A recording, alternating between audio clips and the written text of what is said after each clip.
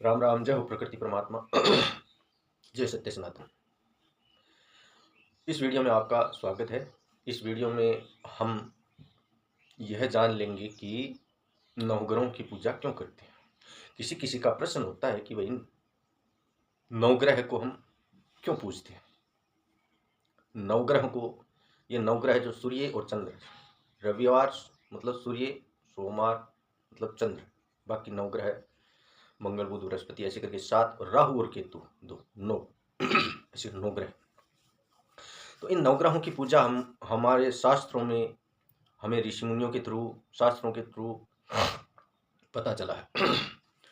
और हर पूजा में नवग्रह को जरूर याद किया जाता है। अब कोई कहता है कि इन नवग्रहों का क्या है, तो इनको देखिए, आपकी जानकारी के लिए बताऊं कि इनको खगोलीय पिंड, खगोलीय ग्रह ये सब नहीं समझें। ये एक ब्रह्मांड की ऊर्जा है। नवग्रह सिस्टम जो चल रहा है सब नवग्रहों के थ्रू, इनकी चाल से, इनके जो गति से, ये सब सिस्टम उनसे ही हमारी पृथ्वी पे बहुत महत्व है नवग्रहों का। नवग्रहों में कल भी मैंने सूर्य के बारे में आपको बताया था कि सूर्य को जल क्यों दें। एक छोटा सा इशारा किया था कि भाई हमें जब सब कुछ सूर्य से, उनके प्रकाश से हो रहा है, तो हम उनको एक जल दे सकते हैं। इस हिसाब से ही ये जो नवग्रह है उनमें सूर्य भी है, चंद्र भी है, और बाकी मंगल बृहस्पति ये सब राहु केतु करके 9 हो गए।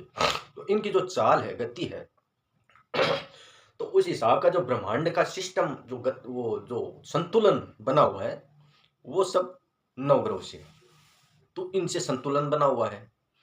अब हम पूजा इनकी क्यों करें? संतुलन तो ठीक है। अब वो जो ग्रह हैं उनकी ऊर्जा एक शक्ति है। हमारे जैसे शरीर में आत्मा रूप है। जब तक आत्मा इस शरीर में है तब तक हम जीवित हैं। जब आत्मा निकल जाती है तब शरीर का कोई अस्तित्व नहीं है। अब एक ऊर्जा रहती है हमारे अंदर।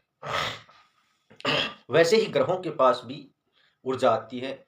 हमसे भी ऊर्जा, हम भी कहीं ना कहीं जुड़े होते हैं। तो हमारे अच्छे कर्म, बुरे कर्म, हम हमारे शत्रु भी, मित्र भी हैं।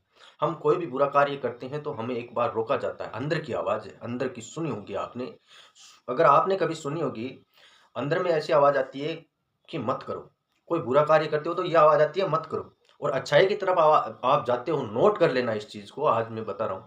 तो आपको वो अच्छाई कर रहे हो तो वो आवाज नहीं आएगी। हाँ, ठीक कर रहे हो, ये हो सकता है। लेकिन आप अगर बुरा कार्य कर रहे हो, बुराई के ऊपर जा रहे हो, तो आपको एक आवाज आएगी कि ये मत करो, और एक आवाज आएगी करूं कि नहीं करूं, एक आवाज आएगी ये खराब है मत करो। इस तरह से कुछ आवाज सुनाई दे तो आप, अगर वो गलत है तो मत कीजिए। तो अब ये बात मैं यहाँ नवग्रहों में क्यों बोल रहा हूँ, इसका बहुत बड़ा गहरा संबंध नवग्रहों से भी है। जैसे हम कर्म करते हैं ना, वैसा ही ऊर्जा हमें नवग्रहों की चाल से मिलती है। अब हमने बुरा काम किया तो ग्रह तो अपनी चाल चल रहा है, वो तो अपना संतुलन बना के रखते हैं, लेकिन उनका प्रभाव जो हमारे कर्मों के हिसाब से पड़ेगा, वो एक तो पॉजिटिव, एक नेगेटिव, मतलब एक सात्विक और एक बुरा।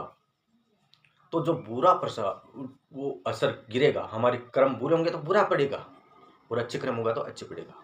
इसलिए जाने अनजाने में हमारे बुजुर्गों से या हमसे जानबूझ के कभी मत करना। मैं बार बार हर वीडियो में यही बोलता हूँ, जानबूझ के घर खराब मत करना कर्म, नहीं तो आपको बख्शा भी नहीं जाएगा।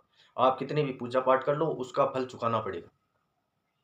तो वो जो कर्म हो जाते हैं उनको शांत करने के लिए, अनजाने में हुए हुए कर्मों को, चाहे हमसे चाहे बुजुर्गों से, हम नवग्रहों की पूजा करते हैं। तो आप इस वीडियो में ये समझ गए होंगे कि हम नवग्रहों की पूजा क्यों करें। आप उनकी जो ऊर्जा है, जैसे नेगेटिविटी और पॉजिटिव, मतलब खराब ऊर्जा और अच्छी ऊर्जा, इनका ही समागम। हम हमारे मित्र भी हैं और दुश्मन भी है, वो बात यहाँ लागू हो जाती है।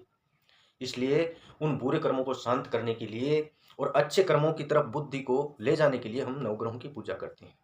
तो आपको इस वीडियो में समझ में आ गया होगा कि हम नवग्रहों की पूजा क्यों करें और क्यों करनी चाहिए। सात्विक रहें। इस वीडियो में, आज की वीडियो में इतना ही।